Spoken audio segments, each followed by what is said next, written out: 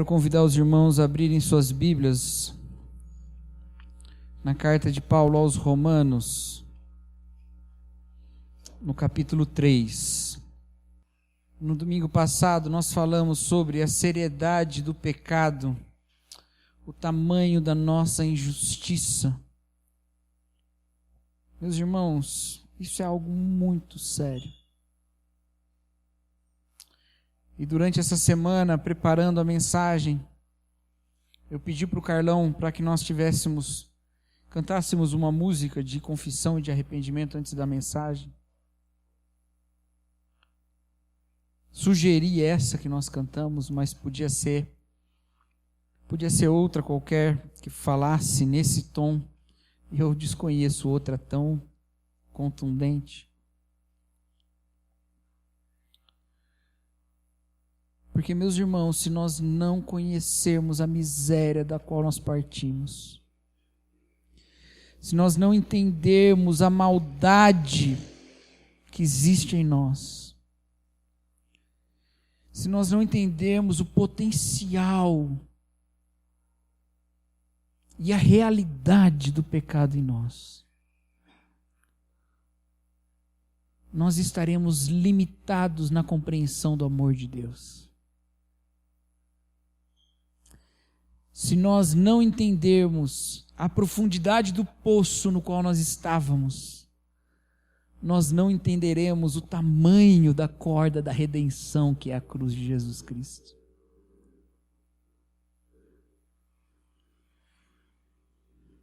E eu temo, eu não temo, temer não é o verbo certo. E eu sei, porque eu me conheço, o quão rapidamente nós partimos do estado de arrependimento para o estado da autojustificação. Do estado do reconhecimento de que nós somos pessoas pecadoras, para o estado em que nós estamos dando tapinha nas nossas próprias costas e dizendo bom garoto. Cuidado. Cuidado. É muito importante nós entendermos e nós frequentemente voltarmos ao Senhor, confessando os nossos pecados a Ele. Essa tem que ser uma prática frequente. Eu espero que ela seja frequente na sua devoção particular, mas ela deve ser frequente também na igreja. Porque sem ela nós não entendemos a obra que o Senhor está realizando em nós.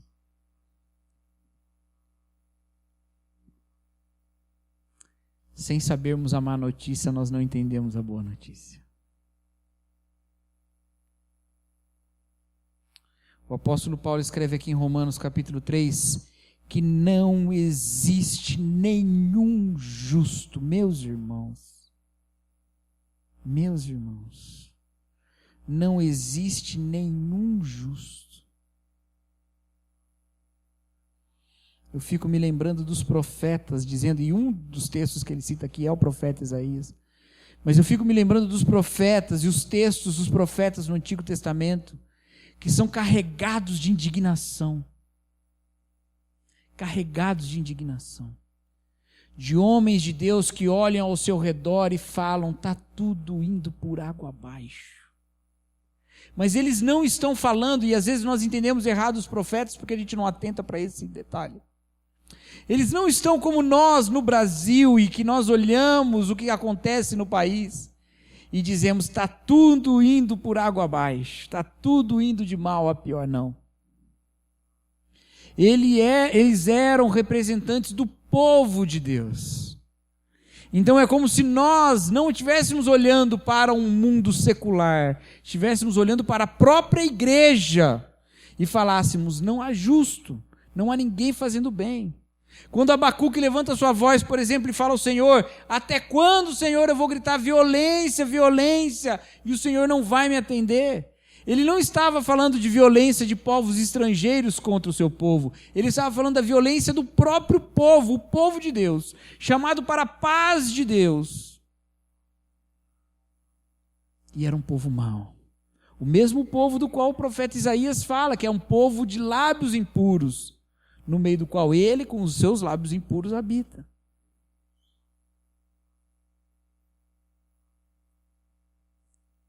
Se nós olharmos mais para a justiça e a santidade de Deus, talvez essa mesma indignação profética tome conta da nossa vida, tome conta do nosso espírito. Mas cuidado, porque é nessa indignação profética que a gente mete os pés pelas mãos. Há tentações em toda a obra que o Senhor promove, porque nós somos pecadores. Ele não promove a sua obra acabando com a tentação está lá. E é uma tentação do Senhor quando Ele nos revela a sua justiça. A tentação é nós acharmos que nós somos os justos. É fazermos como Moisés, que tão indignado com o povo, ao invés de obedecer ao Senhor e falar para a pedra soltar a água, ele pega com o seu cajado, depois de dar um discurso, um palestrinha para o povo, e ele manda o cajado na pedra, desobedecendo o que Deus disse. O problema não é que ele não falou com a pedra, bateu na pedra, não, o problema é que ele se reconheceu como um justo falando para injustos, e não como alguém que depende de Deus para matar a sua sede. Nós não somos melhores que ninguém. E quando a palavra de Deus diz não há um justo, é de nós que ela está falando. Quando ela diz não há quem faça o bem, meus irmãos, não há quem faça o bem. Olha o peso dessas palavras, é de nós, é de mim que ele está falando. É de mim, não há quem faça o bem, eu não faço o bem.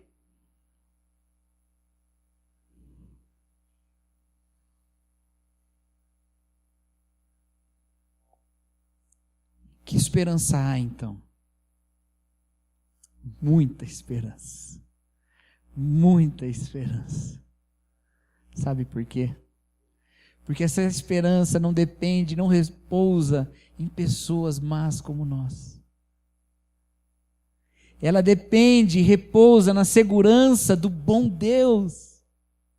O bom Deus, com a sua boa mão, que vê o mundo mal e diz: eu vou redimir esse mundo. Eu vou consertar isso tudo. E para ele não existe nada impossível. Então, depois de dar essa paulada que o apóstolo Paulo dá, mas não como Moisés, porque ele está tomando a paulada aqui também, o apóstolo Paulo traz a boa notícia a partir do versículo 21. Romanos 3, 21.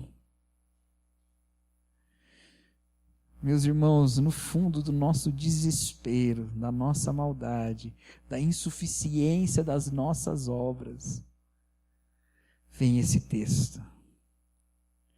Mas agora se manifestou uma justiça que provém de Deus. Meus irmãos, ai. Veja só. A gente se enxerga cheio de injustiça ao nosso redor, cheio de maldade, cheio de coisas erradas. Aí a gente olha para a gente e vê a mesma maldade, as mesmas coisas erradas, porque se nós fôssemos sinceros, nós estaríamos o tempo todo percebendo isso em nós. E aí Paulo vem com essa voz, com uma voz com luz, não sei como é que pode, mas é isso. Essa voz iluminada, e ele diz: agora se revelou a justiça.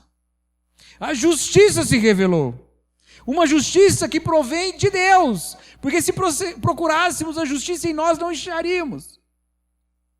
Mas ela provém de Deus, do alto a baixo. Independente da lei da qual testemunham a lei e os profetas. Justiça de Deus mediante a fé em Jesus Cristo para todos os que creem. Não há distinção, pois todos pecaram e estão destituídos da glória de Deus, sendo justificados gratuitamente por sua graça, por meio da redenção que há em Cristo Jesus. Deus ofereceu como sacrifício para propiciação, mediante a fé pelo seu sangue, demonstrado a sua justiça. Em sua tolerância havia deixado impunes os pecados anteriormente cometidos, mas no presente demonstrou a sua justiça a fim de ser justo e justificador daquele que tem fé em Jesus. Irmãos, que justiça nós podemos construir? Nenhuma. Que bem podemos fazer? Nenhum. Imagina que nós tivéssemos sido acometidos de uma ideia brilhante que ia resolver todos os problemas do mundo. Tive uma ideia e isso vai resolver todos os problemas do mundo. Todos os problemas estão resolvidos agora. Então agora eu vou pegar essa minha ideia e vou colocá-la em prática. Então eu começo a colocar a minha ideia em prática, começo a colocar a minha ideia em prática. E começo a falar para outras pessoas a minha ideia. E alguns se convencem e falam, não, essa ideia é boa, vamos lá, vamos persegui-la, vamos fazê-la. E outros vão se convencendo e vão achando boas ideias. Vamos lá, vão achando essa ideia uma boa ideia. E você vai criando um grupo de pessoas que quer consertar todos os problemas do mundo. Com boas ideias. Ou com uma boa ideia. E você está liderando esse povo, porque você, afinal de contas, é o dono da ideia. Mas conforme o grupo vai ficando cada vez maior, vão também aparecendo aqueles que, ao ouvir a sua boa ideia, dizem, não vai dar certo não. E aí começam a dizer, não é por aí, é por lá. É por outro lado, é outro caminho, é outra maneira de fazer. E aí você continua pregando a sua boa ideia. E mais gente vai se unindo. E mais gente vai se voltando para a sua boa ideia. Vai concordando com você. Mas também vai crescendo o lado dos opositores.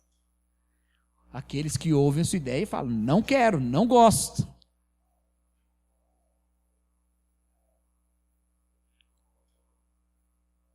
Não é difícil pensar que um grupo tão apegado a uma ideia de que vai consertar tudo que está errado no mundo, olhe para o grupo que não concorda com isso e diga, esse mundo só não é melhor porque essas pessoas existem.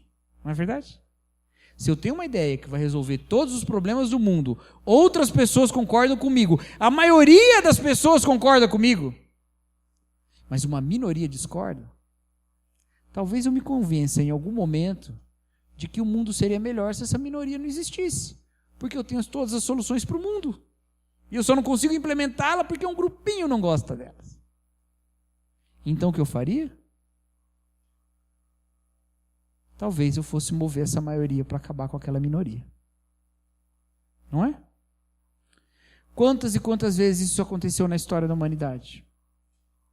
Quantas e quantas vezes pessoas munidas de ideias que eles consideravam geniais usaram disso para justificar o massacre de pessoas que eles consideravam inimigos. Algum problema se resolve assim? Não. O Senhor, então, nos mostra uma outra coisa. Ele diz o seguinte, não é nenhuma obra, não é nenhum caminho, nenhuma ideia, nenhuma construção que você possa fazer, de um plano de governo, de um código de leis, de uma justiça perfeita, que vai resolver os problemas do mundo. Não é um avanço científico. A única maneira de resolver os problemas do mundo seria acabando com os pecadores. Porque o mundo foi criado sem pecado. A partir do momento que o pecado entrou no mundo, pelos seres humanos, a coisa começou a degringolar. Então vamos acabar com os pecadores. Mas Deus não pensa assim. Deus pensa em destruir o pecado, salvando o pecador. Salvando o pecador. Se o Senhor, Deus de justiça, pensasse como nós, nas nossas intolerâncias, Ele nos massacraria, Ele nos destruiria. Mas bem disse o profeta Jeremias, as misericórdias do Senhor são as causas de não sermos consumidos. Porque o Senhor é misericordioso, Ele resolve que não vai nos destruir para acabar com os problemas. Ele vai nos redimir. E então, a morte, que é o único salário do pecado, a morte que é o resultado do nosso pecado, a morte que nós merecemos pela nossa maldade, foi tomada por Jesus Cristo. Jesus Cristo morreu no nosso lugar. Jesus Cristo morreu destruindo o pecado. Porque a lei mostrava quão mal nós somos. E pela lei nós só poderíamos ter desespero, porque não tem como se justificar pela lei. Todos nós já pecamos, então não tem como. Todos pecaram e carecem da glória de Deus. Todos pecaram e não têm a glória de Deus para fazer a obra necessária. Então o Filho glorioso de Deus, cheio de graça e de verdade, vem ao mundo com ótimas ideias, com ideias maravilhosas. Mas a sua principal ideia é dizer: não vai ser uma boa ideia que vai salvar o mundo. Entendam isso. Não vai ser uma boa ideia que vai salvar o mundo. Eu não vim trazer uma boa ideia para resolver esse mundo. Eu vim trazer uma boa obra, a boa obra, que agora é testemunhada como uma boa notícia: a morte e a ressurreição de Jesus Cristo. Essa boa obra de Jesus é a que resolve todo o mal e toda a injustiça. Nós merecíamos a morte, nós merecíamos ser esmagados por Deus. Nós somos pecadores, maldosos. Se o nosso próprio senso de justiça, aquilo que a gente mesmo acha que é certo e que é errado, regesse o universo inteiro, nós seríamos condenados. Nós seríamos condenados. Nós somos maus diante de qualquer lei, inclusive da nossa própria.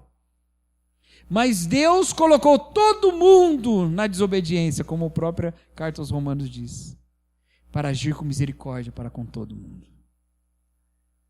E assim, o apóstolo Paulo pode dizer: não há distinção. Final do versículo 22. Não há distinção. Por que ele, no meio de falar da nossa maldade, ele diz que não há distinção? Ele está falando sobre a distinção entre judeus e gentios. E ele está dizendo, desde lá do capítulo 1, você não se orgulhe no fato de que você é judeu. Você não se orgulhe no fato de que você tem a lei. Não se orgulhe nisso, porque não existe diferença. O judeu e o gentio, todos são maus, todos são pecadores, todos pecaram, todos estão desesperados, sem esperança. Mas o Senhor manifestou uma justiça que não é pela nossa obra, porque se fosse pela nossa obra, estávamos todos perdidos. Uma justiça pela obra de Jesus Cristo. Então é impossível da onde eu estiver falando, do púlpito cristão, ou de uma sinagoga judaica, ou de uma mesquita islâmica, ou de um terreiro de alguma religião afro-brasileira, falar que sou melhor que os outros. Porque todos nós somos pecadores. Não há distinção. Não há distinção. Eu não tenho uma boa ideia para salvar o mundo. Eu sou parte do mundo caído, salvo pela boa obra de Jesus Cristo. Meus irmãos, o conhecimento do Evangelho deve nos levar para uma unidade. Porque é o orgulho que separa. E o orgulho nos torna surdos para a boa notícia. É na humildade diante da lei do Senhor e saber, eu sou pecador por essa lei, ela me condena. Mas é com humildade diante da cruz que me salva, que eu olho para o próximo e não vejo no próximo alguém pior que eu. Eu vejo no próximo alguém tão amado por Deus quanto eu. Meus queridos, a gente precisa acreditar um pouco mais nisso. A gente precisa acreditar um pouco mais nisso, queridos. No fato de que o Senhor cumpriu uma boa obra maravilhosa em Jesus. E nós somos portadores de uma boa notícia. Não de uma boa ideia, não de um bom conselho, de uma boa notícia, um bom anúncio. Isso aqui que o apóstolo Paulo disse. Agora, isso que ele disse no versículo 21, se manifestou uma justiça que provém de Deus, que eu disse que é como uma palavra luminosa que rompe a nossa noite. Só é luminosa se entendemos a negritude da nossa noite, a escuridão da nossa noite.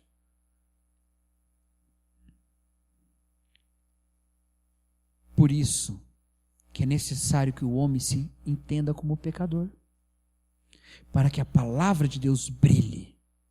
Por isso, quando nós pregamos essa palavra, nós não podemos nos achar mais justos do que o outro. Entenda isso, meus queridos, quando você vai evangelizar alguém. Você não é o justo levando ao outro a sua justiça. Você não é o bonzinho levando ao mal a sua bondade. Alguém já disse que a evangelização é um mendigo falando para outro mendigo onde tem pão. É isso. Você não é o mediador. Você é o fim dessa mensagem. Você ouviu essa mensagem. Você compartilha com o outro que vai ouvir de Deus mesmo.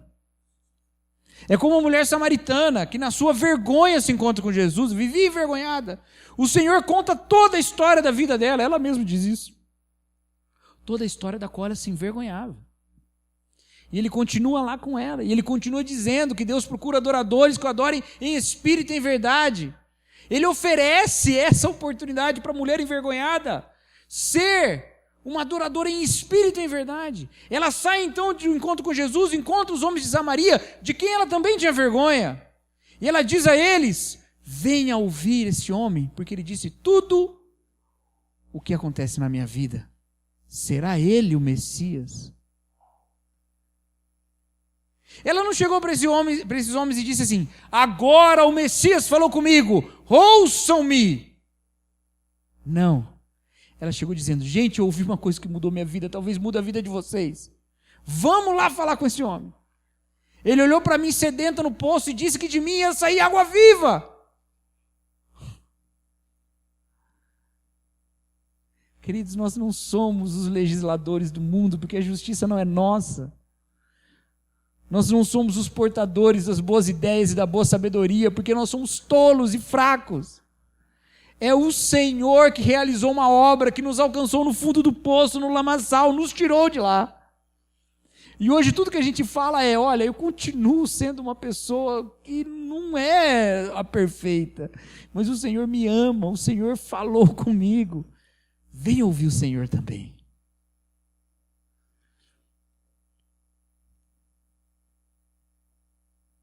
Não há mais distinção.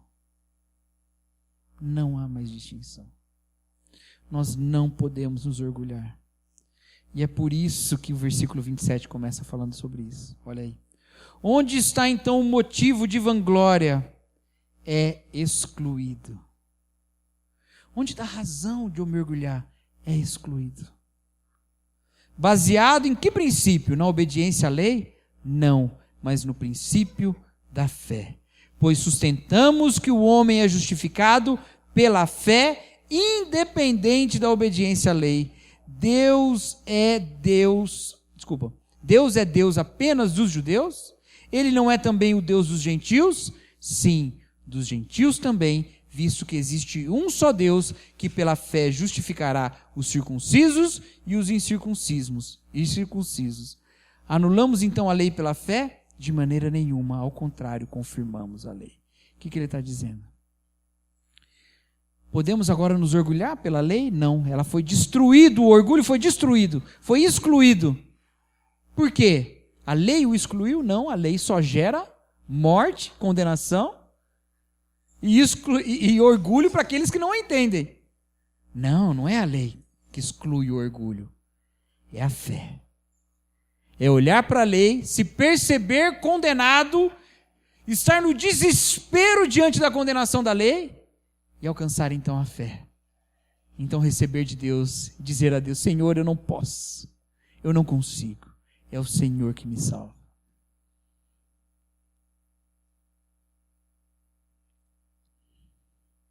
Calbart diz que a fé é aquilo que produz no homem o desejo de esvaziar-se. A fé é a continuidade persistente na negação. Como assim na negação? Na negação da realidade? Não, na negação de si mesmo. Esvaziar-se do nosso próprio orgulho. Esvaziar-se da nossa própria justiça.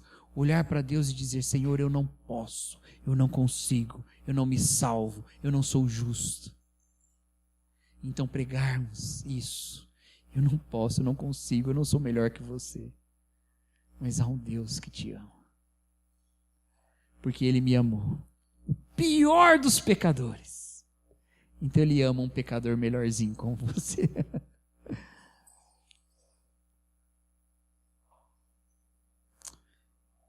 Se eu fosse fazer um apelo agora, meus queridos, eu ia pedir para os irmãos, junto comigo, largarem mão das nossas boas ideias.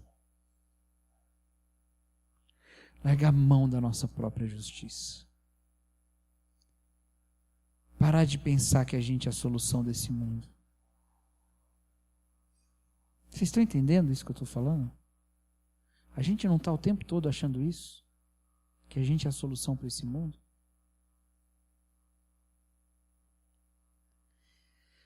Abrir mão disso tudo, cair de joelhos diante do Senhor e dizer: Senhor, eu não posso, eu não sou nada. Me ensina a viver essa humildade todos os dias da minha vida. Me ensina a viver essa humildade diante de cada pessoa. E quando o Senhor houver a oportunidade de mostrar a escuridão da noite em que vive algum pecador, de apontar a luz de Jesus Cristo, me ensina a não achar que eu sou o justo, que eu sou o Salvador. Nós costumamos ler esse texto aqui, queridos, ao falar da justificação pela fé e pensarmos ele só no sentido individual, não é verdade? Esse não é um dos textos centrais de evangelização, não é um dos textos centrais das 4 leis espirituais. Todos pecaram e merecem a glória de Deus. Todos pecaram e carecem da glória de Deus. Porque o salário do pecado é a morte, a gente já vai lá para frente. Mas o dom gratuito de Deus é a vida eterna.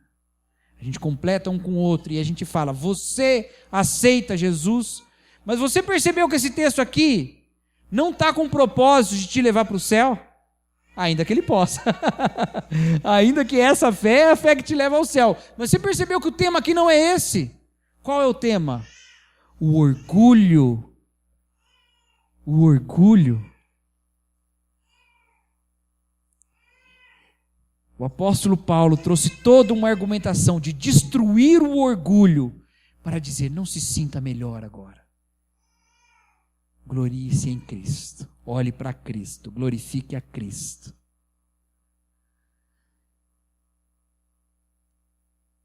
Nós devemos pregar o Evangelho. Nós devemos anunciar a salvação. Nós devemos falar que os pecados estão pagos em Jesus Cristo. Nós devemos, sim, falar da necessidade de salvação para pecadores. Mas nós precisamos fazer isso com o coração quebrado diante de Deus. Ajoelhados diante de Deus, humildes diante de Deus, entendendo a nossa miséria. Nós não somos os padeiros, nós somos os mendigos atrás de pão. O padeiro é Jesus, o pão é Jesus, melhor dizendo. Nós somos mendigos atrás de pão.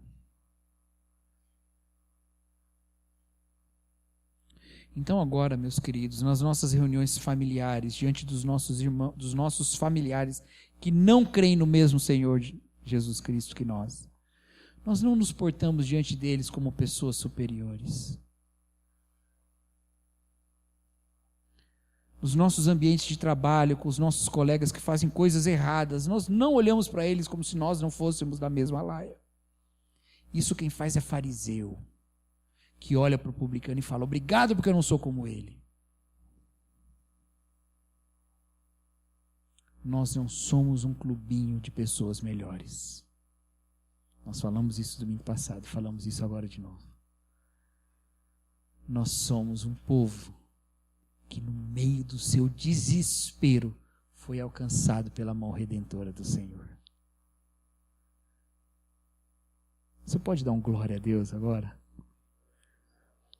A gente não tem essa prática, tá vendo? Está meio desensaiado, né? Nós somos um povo que do meio do seu desespero foi alcançado pela mão do Senhor. Glória a Deus! Se os braços do Senhor estão abertos para nós, porque nós estamos com os nossos braços fechados? Se os braços do Senhor estão abertos para nós,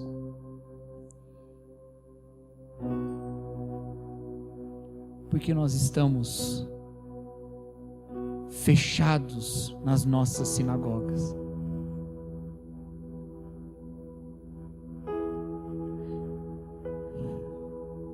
Antigamente a gente falava algo muito simples: Deus te ama e eu também, não é?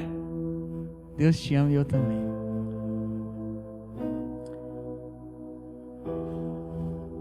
Quase todo o evangelho pode ser resumido nisso. A essência do evangelho pode ser resumida nisso. Obviamente que algumas coisas vão ter que ficar mais claras depois. Queridos, que nos nossos lábios estejam Deus te ama e eu também. Que nas nossas obras estejam Deus te ama e eu também. Que a gente haja dessa maneira. Amém, queridos?